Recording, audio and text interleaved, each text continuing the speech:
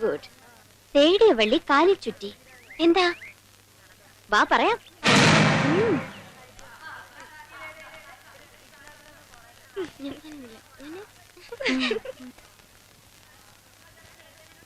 Hi Ganga. Hi Ganga. Nandu sir ഒരുമിച്ച് എന്ന് എന്തൊക്കെയോ കാര്യമായിട്ട് നോക്കുന്നത് കണ്ടല്ലോ. ഫംഗ്ഷൻ എടുത്ത് സ്റ്റിൽസാ. അതെയോ? എന്നാ ഞങ്ങളും കൂടെ ഒന്ന് കാണട്ടെ എന്ന്. സോറി, ഇപ്പൊ പുറത്തെടുത്ത് എല്ലാരും കൂടെ കമന്റ്സ് തുടങ്ങും. നമുക്ക് സൗകര്യമായിട്ട് പിന്നെ കാണാം. അതെങ്ങനെയാ? ക്ലാസ് കഴിഞ്ഞ അപ്പഴേ താൻ മുങ്ങില്ലേ? ഇല്ല, ഞാൻ കാണിച്ചു തരാം. ഷുവർ. ഓക്കേ. വാടി. Good morning everybody. സോറി, ഞാനിപ്പോ ലേറ്റ് ആയി. ഇന്ന് മൂവർ സംഘം അവരെയോ ഇന്ന് തമാശ പറയാൻ നേരമില്ല. Ganga, thank you. Students, today you are going to learn the famous poem The Eve of St. Agnes, written by the famous romantic poet John Keats. The poem deals with the theme of love. കവികളും കലാകാരന്മാരൊക്കെ പാടി പുകഴ്ത്തിയിട്ടുള്ള ആ ദിവ്യാനുഭൂതി, പ്രേമം. That means love.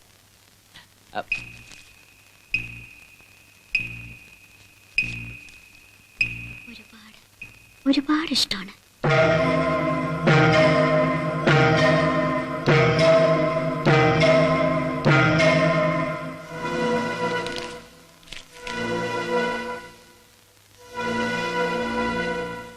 Continue, sir. Yes, I am continuing. It's a love of two young couples. I mean, romantic of passionate love.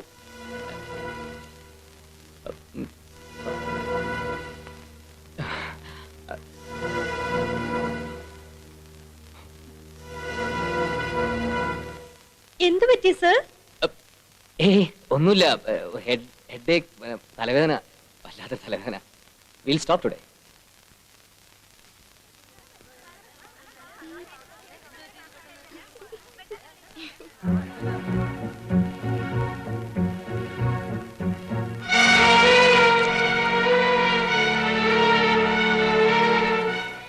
ആ കുട്ടി എന്നാലും ഇങ്ങനെ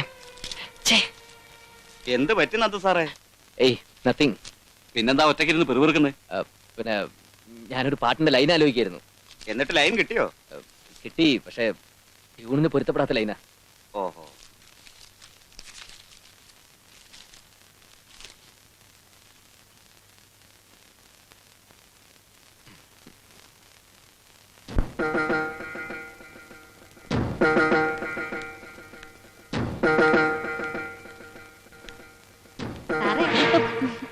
എന്താ മുഖമല്ലാതിരിക്കുന്നത്?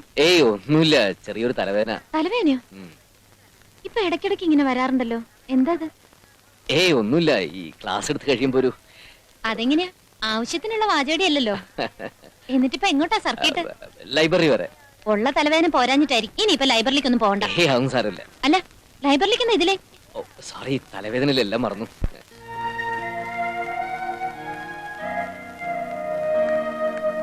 റെക്കോർഡ്സിൽ എത്ര വരയ്ക്കാനല്ലേ? ഞാനൊന്നും ചെയ്തില്ല.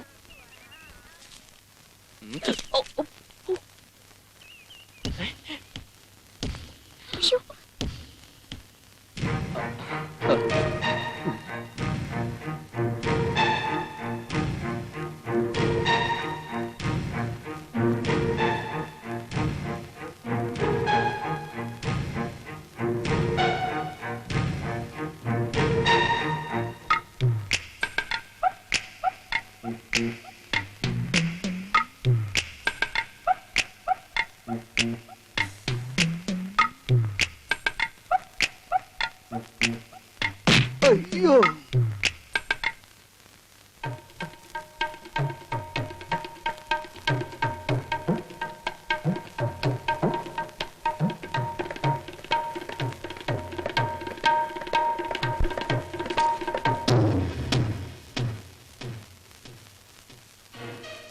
ഒരുപാട് ഇഷ്ടമാണ്.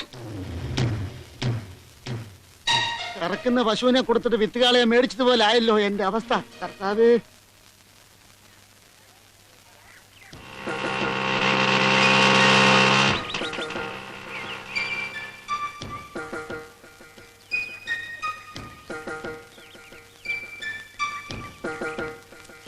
ഗംഗ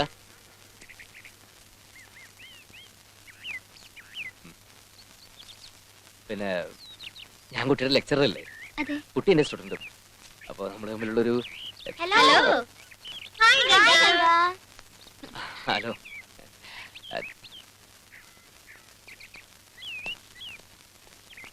ബൈ. ബൈ.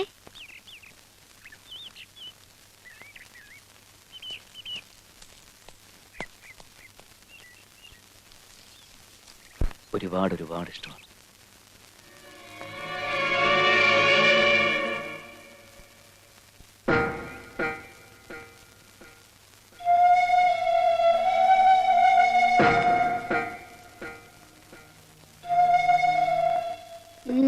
നിനക്കവനെ ഒരുപാട് ഇഷ്ടമാണ് അല്ലയോടി? അവിടെ ഒരു പ്രേമക്കൂത്ത്.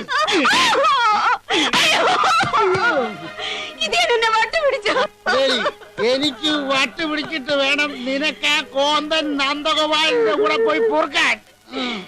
ദൈവം സത്യമുള്ളവനാ. അതുകൊണ്ടാണ് നിന്റെ പ്രേമലേഖന കൊടുപ്പ് എന്റെ തിരുതുപ്പിൽ തന്നെ നടത്തിച്ചത്. എന്റെ ഈശോയെ, നന്ദുസാന്റെ കയ്യിൽ നിന്ന് താഴെ വീണൊരു കടലാസ് ഞാൻ എടുത്തു കൊടുത്തേ ഉള്ളൂ.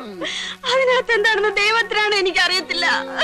എന്റെ പൊന്നുമോളാണ് ഞാൻ പറയുന്നത് സത്യ. ഓ, നിന്റെ പൊന്നുമോളോ?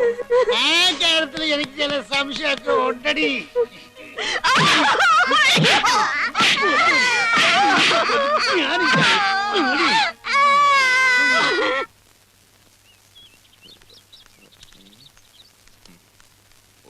ഇതെന്താ പതിവില്ലാതെ? നീ പറഞ്ഞത് ശരിയാ. ഇനി മുതൽ പഠിപ്പിക്കാനുള്ള ബുക്ക് ഞാൻ തന്നെ കൊണ്ടുപോവാ. വെറുതെ വല്ലവന്റെ ഒക്കെ ബുക്ക് എടുത്ത് ഇതിപ്പോ ആരുടെയും കൺസിഡറേഷൻ വേണ്ടല്ലോ. എന്ത് പറ്റി? ഒന്നുമില്ല, അങ്ങനെ തോന്നി. ഓ, ഇപ്പോഴെങ്കിലും നല്ല ബുദ്ധി തോന്നിയല്ലോ. ആ പിന്നെ കാസറ്റിന്റെ പ്രശ്നം ചോർന്നതിനെ കുറിച്ച് എനിക്കൊരാളെ സംശയമുണ്ട്. ഓ, നീ ഇത് ഇനിയും മറന്നില്ലേ? മറക്കാനോ? ചങ്കിലൊന്ന് കൊണ്ടാ ഇന്ദിരാതങ്ങനെ എളുപ്പം മറക്കുന്ന കൂട്ടത്തിലല്ലാന്ന് അറിയാലോ. കല്യാണിയായിരിക്കും സംശയം. അതൊക്കെ പറയാം, തെളിവ് കിട്ടട്ടെ. അതൊക്കെ വിട്ട് കള എന്റെ എന്തൂട്ടി. അങ്ങനെ വിടാൻ പറ്റില്ലല്ലോ.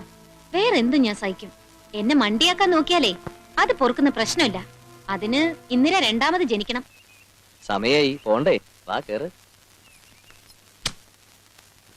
പൊട്ടിക്കരയുന്ന കുട്ടികളുടെ ഞെട്ടിപ്പിക്കുന്ന മനഃശാസ്ത്രയുടെ ടൈറ്റിലിൽ ഡോക്ടർ ശ്രീമതി ചന്ദ്രിക ചന്ദ്രമോഹൻ എഴുതിയ വിജ്ഞാനപ്രദമായ ഒരു സചിത്ര ലേഖനം ഈ ലക്കം മനസുഖം മാസികയിലുണ്ട്. മേനോൻ സാർ മനസ്സിരുത്തി ഒന്ന് വായിക്കണം. ചന്ദ്രിക ചന്ദ്രമോഹനോ? അതാരാ? സോറി സാർ, ബിസിനസ് സീക്രട്ട് ആണ്. സാറിനോടായതുകൊണ്ട് ഞാനത് തുറന്നു പറയാം. എന്റെ തന്നെ മറ്റൊരു മുഖമാണ് ശ്രീമതി ചന്ദ്രിക ചന്ദ്രമോഹൻ.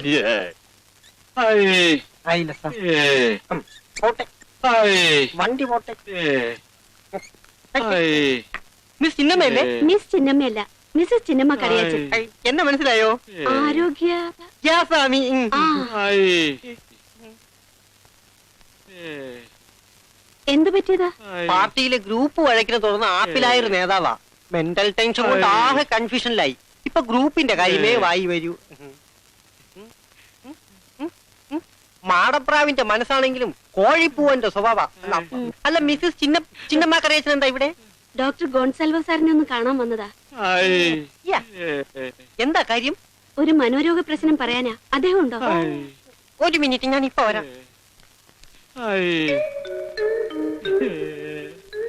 ഈയിടാ, മാങ്കുട്ടി സാറിനെ കാണാൻ ഒരു പേഷ്യന്റ് വന്നിരിക്കുന്നു. എന്നെ കാണാനോ? നിനക്ക് ആള് തെറ്റിയാവും. അല്ല, അന്ന് നമ്മൾ കോളേജിൽ എത്തിയേണ്ട ചിന്നമ്മയില്ലേ, അവരാ കൺസൾട്ടിങ്ങിന് വന്നതാ. അവരോട് ഇങ്ങോട്ട് വരാൻ താൻ എന്തിനാ പറഞ്ഞു? പിന്നെ എങ്ങോട്ട് വരാൻ പറയും? ഡോക്ടർ എന്ന് പറഞ്ഞ് ഇവിടുത്തെ അഡ്രസ് അല്ലേ കൊടുത്തിരിക്കുന്നത്. എന്നെ കൊണ്ടാ വേഷം കെട്ടിച്ചത് സാറ് തന്നെയല്ലേ? വേലിരുന്ന് പാമ്പിനെ പിടിച്ചു. കോളേജിൽ പറഞ്ഞയക്കേണ്ട കാര്യമില്ലായിരുന്നു. എന്തായാലും ഈ മുറിയിൽ നിന്ന് തന്റെ കൺസൾട്ട് നടക്കുന്ന പ്രശ്നമില്ല.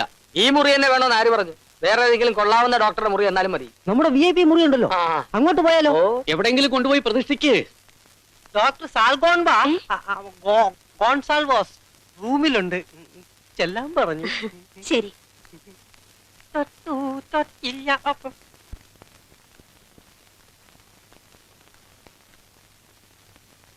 മിസ്സസ് ചിന്നമ്മ കറിയാച്ചൻ. അതെ. ഇരിക്കൂ. ചിന്നമ്മയ്ക്ക് പ്രശ്നമുണ്ടെന്ന് ഞാൻ അന്നേ പറഞ്ഞിരുന്നല്ലേ? പ്രശ്നം എനിക്കല്ല, ഹസ്ബൻഡിനാ. എന്നാ ഹസ്ബൻഡിനെയും കുട്ടി വരായിരുന്നില്ലേ?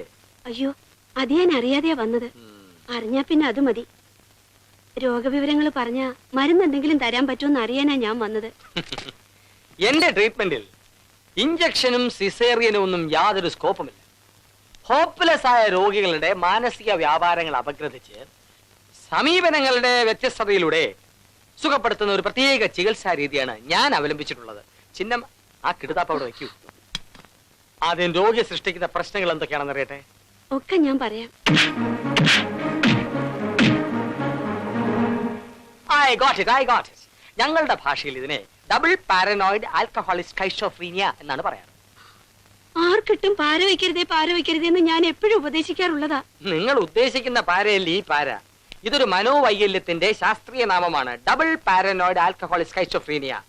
ആദ്യം ചെയ്യേണ്ടത് ഭർത്താവ് മദ്യപിച്ച് വീട്ടിൽ വരുമ്പോ വാതിലടച്ച് കുറ്റിയിടണം. അങ്ങനെയാണ് ചെയ്യാറ്. ആ. അതിനകത്ത് കയറിയ ഉടനെ ഞാൻ കുറ്റിയിടും. ഇതകത്ത് കയറ്റണ്ട, അതിന് മുമ്പ് കുറ്റിയിടണം. എന്റെ കർത്താവേ. കർത്താവല്ല ഭർത്താവ്. എത്ര നിർബന്ധിച്ചാലും തട്ടി വിളിച്ചാലും തെറി വിളിച്ചാലും വാതിൽ തുറക്കരുത്. മേലിൽ മദ്യപിച്ചു വന്നാൽ വാതിൽ തുറക്കില്ല എന്ന് തറപ്പിച്ചങ്ങ് പറഞ്ഞേക്കണം. എന്റെ ഈശോയെ, എനിക്ക് പേടിയാ. ഈ പേടിയാണ് നിങ്ങളെ അവസ്ഥ കൊണ്ടെത്തിച്ചത്. ഇത് തുടർന്നാൽ ഡെലൂഷൻ, ഇല്യൂഷൻ എന്നിവ ഡെവലപ്പ് ചെയ്യും.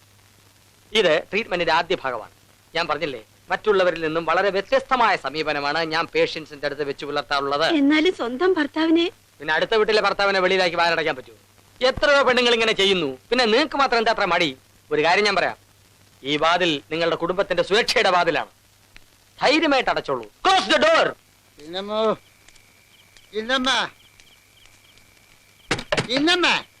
ഇവളെന്നാ ചാത്തോ?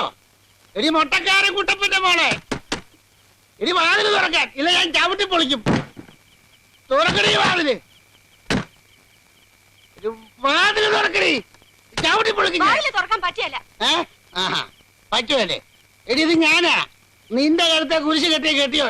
തുറക്കടി, എടി തുറക്ക. ഏത് ഒടയത്തമ്പുരാനാണേലും കള്ളും കുടിച്ചോണ്ട് വന്നാൽ ചിന്നമ്മ വാതില് തുറക്കുകയല്ല. മനുഷ്യർക്ക് മനസമാധാനായിട്ട് കിടന്ന് ഉറങ്ങണം. മനുഷ്യരോ? അത് ശരി. അപ്പൊ ഞാൻ എല്ലാ സമയത്തും മനുഷ്യന്മാരെ കേട്ടത് നീ അകത്ത് കിടത്തിരിക്ക അല്ലേ? ഇറക്കി വിടുക നിന്റെ കള്ള കാമുകനെ. എന്റെ ഈശോയെ, ഇത് എന്നതായി പറയുന്നത്? നിന്റെ സകല കള്ളത്തിനങ്ങൾ ഇന്നത്തത് കൊണ്ട് ഞാൻ പൊളിക്കും. തുറക്കാൻ. നാട്ടുകാരെ വിളിച്ചു കൂട്ടി തൊണ്ടി സഹിതം പിടിപ്പിക്കുന്നതിന് മുമ്പ് മാനം വേണമെങ്കിൽ മര്യാദയ്ക്ക് തുറക്കാൻ. എന്റെ മാതാവേ.